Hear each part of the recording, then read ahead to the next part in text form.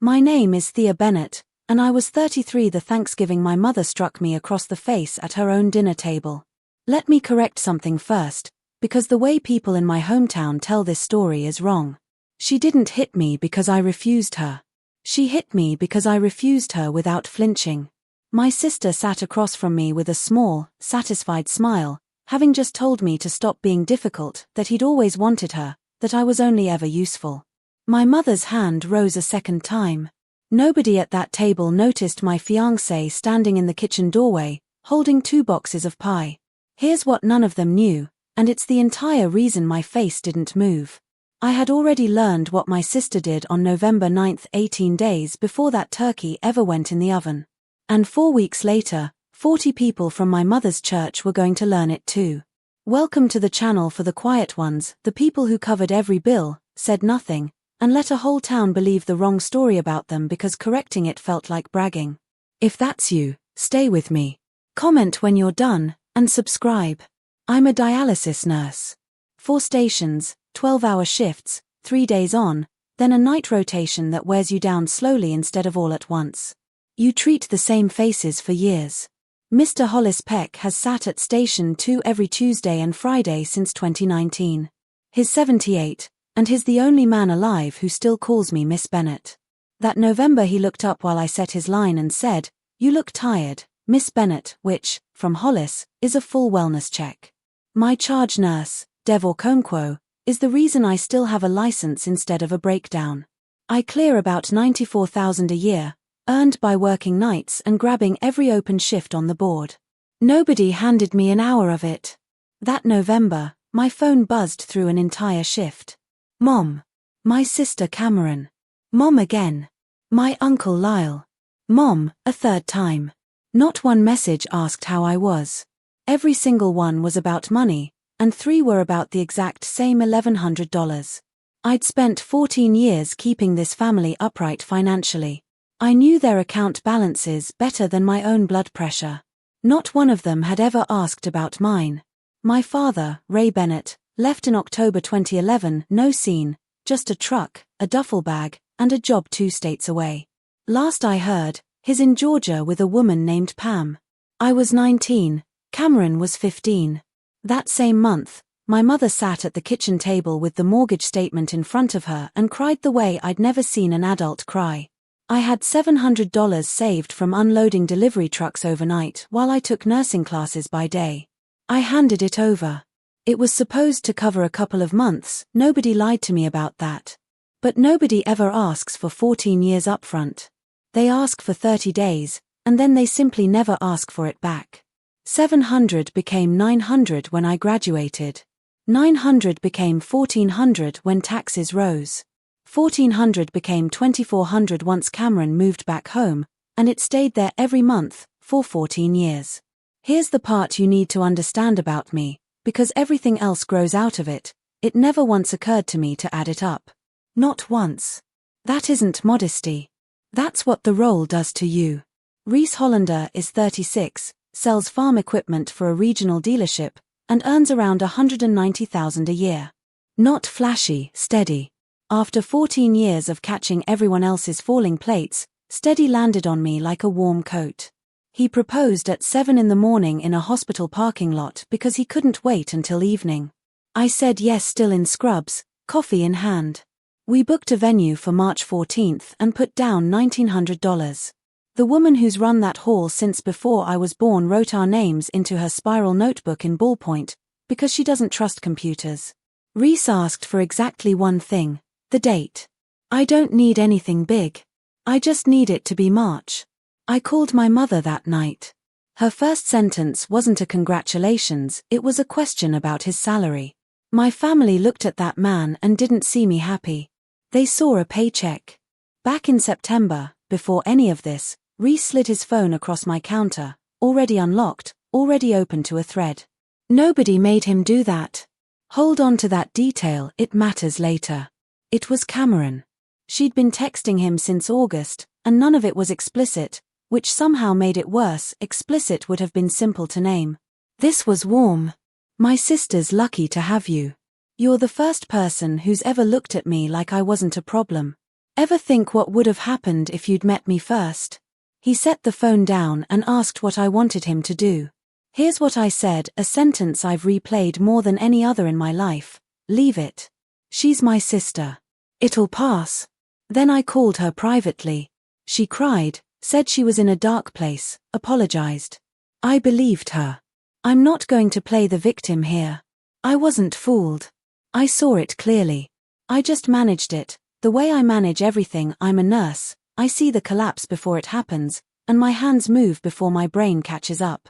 Everyone calls that a gift. It isn't. It's how I ended up at that table in November. The house I fund is a 4-bedroom split level with a carport my father never finished. I haven't slept there since 2013. My mother has the front bedroom. My uncle Lyle, 63, has lived rent-free in the finished basement since 2019, when he lost his job and never found another. Cameron has the back bedroom with her 2 kids, 8 and 5 wonderful kids, uninvolved in any of this, except that they're the reason I still write a tuition check every August. 3 adults and 2 children live rent-free in that house. 4 miles away, I rent a 1-bedroom where a freight train shakes the window over my bed at 2 in the morning. I've gotten so used to it, I wake up when it's late. Hold on to that number, 4 miles, because at Thanksgiving, my mother would tell a room full of people I never come around. I financed 4 bedrooms and slept beside a railway. I'll be fair to my sister, because otherwise none of this makes sense. In 2016, Cameron fell from a loading dock and fractured a vertebra, genuinely devastating, and she was 20. She was prescribed opioids the way everyone was that year, and became dependent. For 3 years, my sister was the household emergency. In 2019, she got clean, actually clean, 16 months of real work, and she hasn't used since. That's the hardest thing anyone in my family has ever done, and I'll say it in any room. But nobody warns you what happens to a family after years spent organized around a crisis. It doesn't reorganize back. Cameron came out the other side, but the shape of the household had already set without her. What she learned in there, without meaning to, is that being the emergency is a job with hours and benefits, where people keep showing up. Everyone in town said my sister was the favorite. She wasn't. Neither of us was, because neither of us was ever a whole person to that family. She was a liability they managed. I was a revenue stream. 2 line items. On October 20th, I drove those 4 miles and did the most professional thing I've ever done. I gave my mother 5 months' notice. I brought a paper calendar and laid it flat between us and told her, as kindly as I could, that after March 14th, the $2,400 a month would stop. I offered to help her plan every one of those months, to go to the bank with her. I was proud of that plan. That's the part that still makes me want to put my head down on a table. She didn't glance at the calendar. She stared past me and said the sentence I'd hear twice more before Christmas: "You don't get to be the one who leaves." Not "I'll lose the house." Not "what will I do." That sentence. It was never about money, it was about the role I'd been cast in. My uncle called the next morning at 8:15, 40 minutes after I got off a night shift. "Thea, let's take the emotion out of this," he said, then walked me through the arithmetic, mortgage, utilities, taxes, the shortfall. He used the word runway. A man living rent-free in a basement informed me his sister had 11 months of runway left, then said, "There's a clean solution here, and you're the only variable." I stood in my kitchen and looked at my own hands. Variable. Not daughter. Not niece. An input to be adjusted until the numbers look right. "Get some sleep, kiddo," he said, and hung up. I didn't. My mother's oldest friend, Sherry Doyle, found me in a grocery aisle in early November holding a basket of single-serving groceries. She hugged me, and for 4 seconds it was genuinely nice. Then she held me at arm's length and said, loud enough for strangers to hear, "Your mom misses you so much, honey. I know your job keeps you busy." Then, warmly, "But a daughter's a daughter, isn't she?" Standing there with a rotisserie chicken, I finally understood what I was up against. Sherry wasn't cruel, that's what got me. She believed it, which meant someone had repeated it to her for years until it hardened into fact. My mother never once said she doesn't help. She just murmured, softly, to 60 different people over 14 years, She helps when she can and let the town color in the rest. You don't have to lie. You just leave an outline in the air. My mother's church runs a weekly prayer email to 60 addresses. An 81-year-old parishioner forwarded it to me, certain I'd want to know people were praying for me. Fourth line down, Thea Bennett, for guidance and a softened heart during a difficult season for the Bennett family. Submitted by S. Doyle. A softened heart. 60 people asked, in writing, to pray that I'd stop resenting the arrangement that funded a house I don't live in for a mother who's never once thanked me. I read it 5 times, and what I felt wasn't rage, it was something closer to respect, because I finally saw the shape of the thing. They weren't coming at me directly. You can fight that. They were building a version of Thea Bennett and installing it into 60 minds, so when the payments stopped, the whole town would already agree on exactly what kind of woman I was. If you're the person in your family who pays for everything, add it up tonight all the way back. I never had. Not once in 14 years. Cameron showed up at my apartment on a Sunday, first time in 2 years, carrying coffee, which she'd never done. She admired my apartment in a tone that landed like a slap I didn't register at the time. Then, carefully, she asked if I could push the wedding back. Just until things settle. I asked what settled meant. She tried to answer and found nothing there, because there's no version of that sentence with an ending. Settled means until you die, Thea. At the door, she said, you'll be fine. You're always fine. That's just the kind of person you are, like a compliment. At 3 a.m. after a night shift, I finally did the math. My banking app only went back to 2018, so I requested the rest and opened the PDF at my kitchen counter with a free calculator from a farmer rep, $700 a month from November 2011 through May 2014. $900 through 2016. $1,400 through 2019. $2,400 from 2020 on. -2 months in 2014 when I had my own appendectomy and nothing to give. 168 payments. $247,900. I didn't cry. I went completely still, and for a moment I couldn't even hear the refrigerator. The number wasn't what got me, a number is just a number. What got me was that nobody had stopped me from adding it up. Nobody hid it. In 14 years, it simply never occurred to me to look, and there's no version of that which is anyone else's fault. 2 days later, driving home from a shift, I stopped at a light beside the grocery store and saw, through the windows, my 60-year-old mother in a store apron stocking cans under the all-night lights. I pulled into the lot and sat there for 20 minutes. I called Dev and asked, seriously, whether exhaustion causes hallucinations. He asked what I'd seen. My mother, I said. A long pause. Thea, she's been doing that for 2 years. 5 a.m. shifts, 4 days a week, since 2023. She never told me, never told Cameron, never told Sherry, who would have broadcast it within the hour, exactly why she never told her. I loved my mother so much it physically hurt. She wasn't lazy. She was terrified, and had been since 2011. Then I did the other math. She kept a secret from me for 2 years but couldn't manage one thank you in 14. You can grieve for someone and still be the thing they're standing on. On November 12th, I called the venue about trimming the guest list to save some money, almost funny now. The 71-year-old coordinator answered, delighted as always, and flipped through her spiral notebook. Then a pause. Oh, honey, your sister already called about that. It was June now, not March. I asked whose name was on the booking. Cameron Bennett and Reese Hollander. My $1,900 deposit was still attached. The date wasn't mine. The name wasn't mine. Well, families do what families do, honey, she said, helplessly. The call had come in November 9th, 18 days before Thanksgiving. Whatever happened at that dinner table hadn't been an argument that spiraled, it was step 2. Would you do me a favor, I asked, and not change anything yet? She agreed. I sat in that parking lot and called no one else that night. I called Reese and repeated the coordinator's 2 sentences, word for word, then stopped talking. The silence ran so long I checked if the call had dropped. I'm calling her, he said, flat. I believed him instantly, because in September that man had handed me his own unlocked phone when nothing on earth could have made him do it. He wanted to confront her that night, Drive over and end it before midnight. I said no, not because I'm more patient, but because if he called her by phone, it would happen where nobody could see it, and in my family, anything that happens unwitnessed didn't happen. I'd learned that at 19.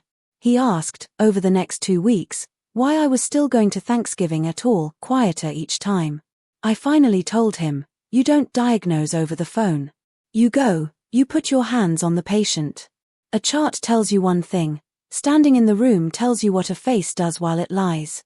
I needed to know who at that table already knew about November 9th.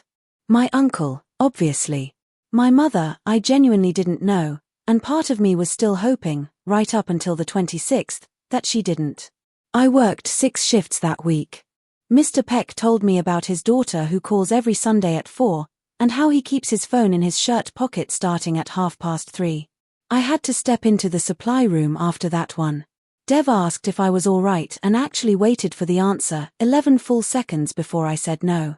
He just said okay, and gave me Wednesday off. The kindest thing anyone did for me all year. On Wednesday I baked an apple pie from scratch, lattice crust, the way I have every Thanksgiving since I was 19.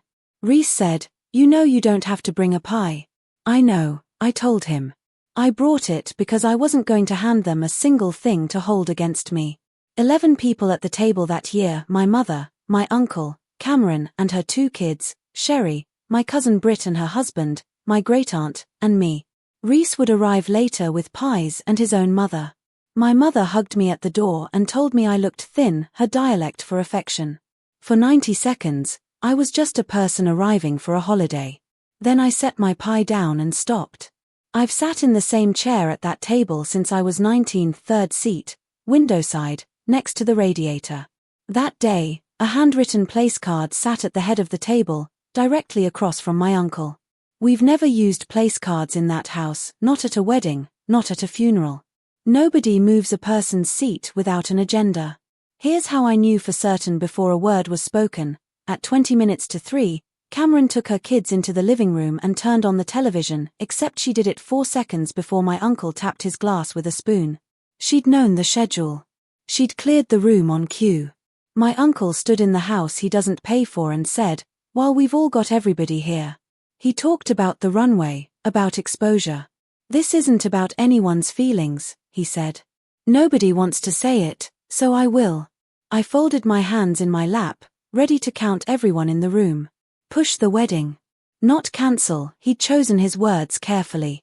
Postpone indefinitely, until the house is stable. He collected nods around the table. Sherry murmured, any good daughter would. My great-aunt nodded, though she likely hadn't heard. Britt didn't nod. Her husband stared at his plate and from that look, I understood they'd been told and hadn't agreed, and were sitting through it anyway. Cameron sat beside our mother, both hands around her coffee cup, silent, which told me more than anything spoken aloud. Then my mother, skipping Lyle's careful phrasing entirely, said the sentence raw, you don't get to be the one who leaves. Second time. Unchanged. I answered exactly once, at my normal volume. No. No explanation, no apology, none of the 40 sentences I'd rehearsed. Just the word, left on the tablecloth.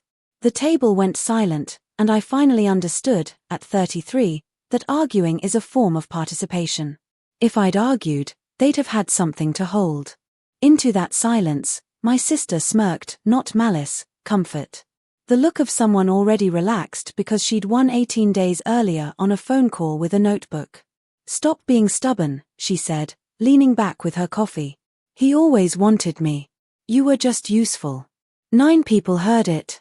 My mother heard it. My uncle heard it. Sherry heard it and made no sound. My own face didn't move, not a muscle, because the first half was a lie I'd known since September, and the second half was true and I'd known that since November 12th. There was nothing left in either sentence that could still hurt me. That flat, unmoved face is what made my mother hit me. Not the no. Not my uncle's speech. My not reacting.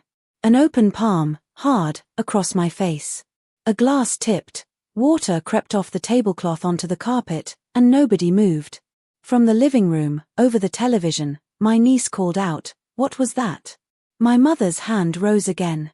If someone has ever struck you at a family table and the room simply went back to eating, you're not imagining what that was. Write down the date tonight, just the date.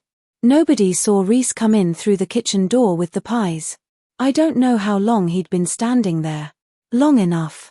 Before her hand came down a second time, he set the pie boxes on the counter, walked over, and caught her wrist the way you'd catch a cupboard door swinging shut, no force at all.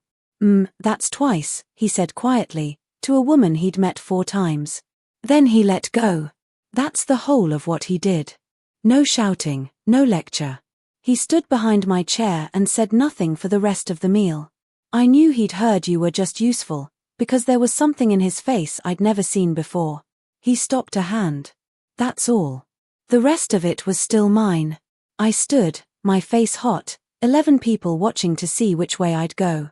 I carried my plate into the kitchen, washed it, dried it, set it in the rack, my hands moving on their own, not to make a point. Then I picked up my empty pie dish and stood in the doorway and said the only thing I had left, without a trace of bitterness I still can't fully explain. Thanks for dinner, Mom. And I left. Nobody followed me to the car. Through the door, I heard Sherry ask, what in the world is the matter with her?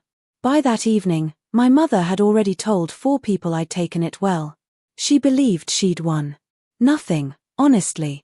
No lawyer, no case. My sister rebooked a haul rude, not criminal. My uncle gave a speech. My mother struck me once, and I was never going to have my 60-year-old mother charged, knowing how many of those 11 witnesses would actually tell the truth. Nobody broke a law. They broke me, slowly, over 14 years, in a town where everyone talks. So I used the town.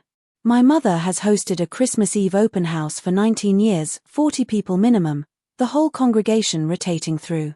That's the room her reputation actually lives inside. On December 19th, I made one call to the venue coordinator, asking whether she was going this year. Honey, I've gone 19 years. That was the entire call. I told her nothing. I just needed to know which room the one honest person in this story would be standing in. We arrived at 6:40. 40 people, coats piled on the bed, the same crooked artificial tree, half the choir, 2 hams, an untouched bowl of eggnog, and an upright piano buried under photographs. I brought a pie, of course. Cameron wore a new ring, not an engagement ring, just a ring, and looked away when she caught me noticing. At 7:30, my mother tapped her glass, genuinely gifted at this, warm and magnetic. She thanked the choir, the cookie committee, my uncle for keeping this house standing. She thanked Sherry for decades of friendship. Then she took Cameron's hand, her voice catching. And Cameron, my hands and feet all year. I don't know what I'd do. The room applauded. Someone near the tree wiped her eyes. Then she turned to me, smiling warmly. And Thea, when she can. 40 people nodded, understandingly.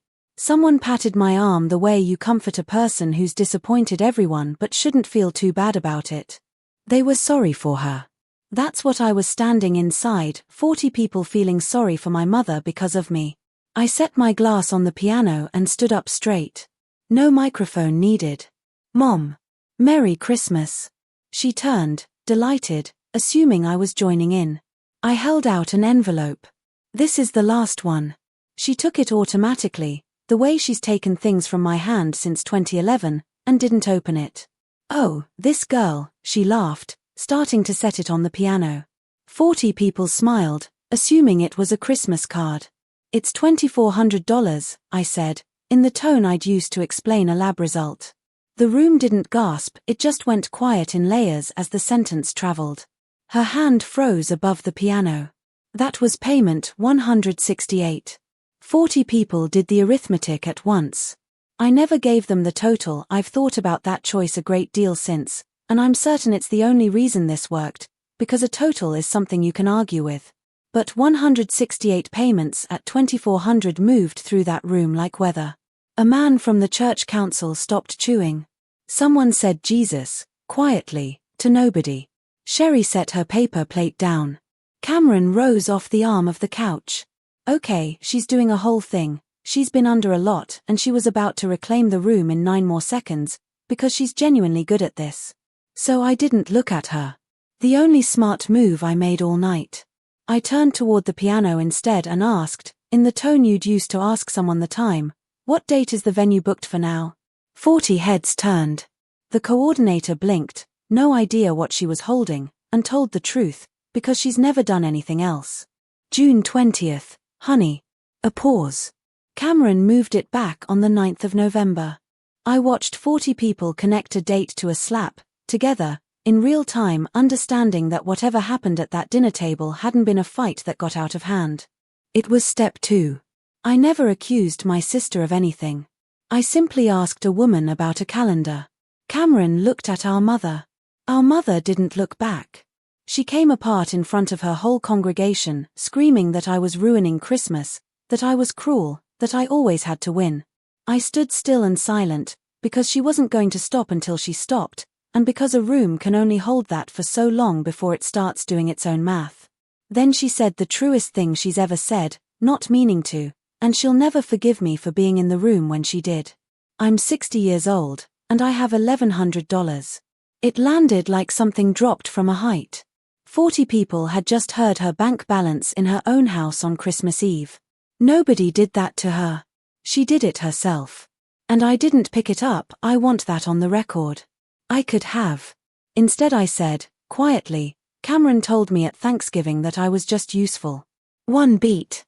She's the only person in this house who's ever told me the truth. Cameron sat down on the edge of the sofa like her legs had given out.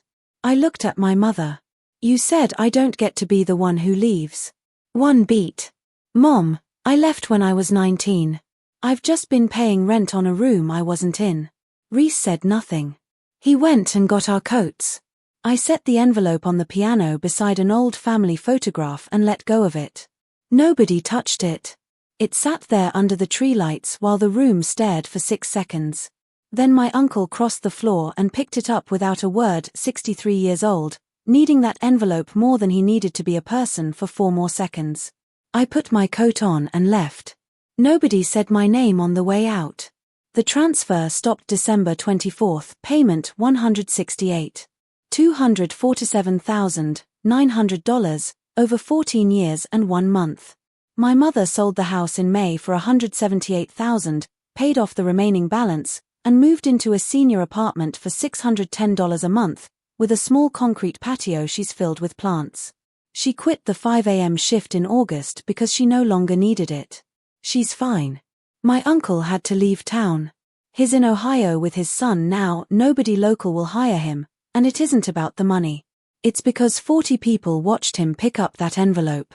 Cameron was blocked by Reese on December 24th and didn't attend my wedding. She sent one text in July. I haven't answered it yet. Her children's school fees are still paid every August, straight to the district office now. Sherry stopped speaking to my mother in January, not moral outrage, honestly. She'd spent 2 years narrating my failures to the whole congregation and was the one left looking foolish. Nobody from that church ever mentioned it to me directly, but in January, 4 women over 60 texted me privately, none aware of the others, saying almost the same thing. We married at the same venue on March 14th. The coordinator gave us the date back and refused another $1 for it. Honey, don't, she said, when I tried to argue. 22 guests. Not one Bennett in the building. Dev gave the toast, far too long, and perfect. Mr. Peck came in a jacket, driven by his son, and called me Miss Bennett one last time, on purpose. People expect a dramatic scene when they ask how I cut my mother off. There wasn't one. No letter, no speech. I cancelled an automatic transfer. That's the entire boundary. I didn't remove my mother from my life, I removed her from my budget, and she's the one who discovered those had been the same thing all along. I still bake the pie every November. It goes to Dev's house now, where 4 kids fight over the last slice, and a woman named Ruth hugs me at the door and means it. You are not what you're useful for. The people who can only describe you that way have already told you everything you need to know about them. That's my story. 168 payments, 1 honest question, and a 71-year-old woman with a paper plate who simply couldn't tell a lie if she tried.